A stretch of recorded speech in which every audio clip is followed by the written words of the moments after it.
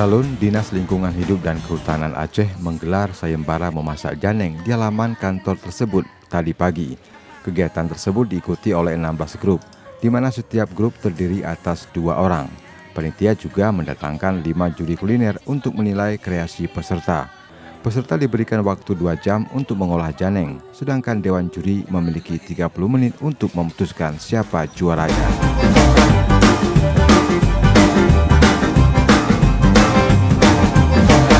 Janeng itu tumbuh di hutan dan harus berhutan. Kalau dia ada produksi janeng, itu hutan lestari.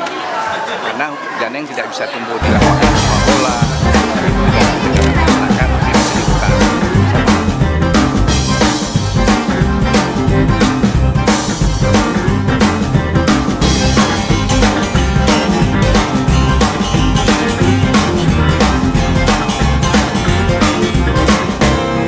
Dari Banda Aceh, Budi Fatria, Serambi On TV.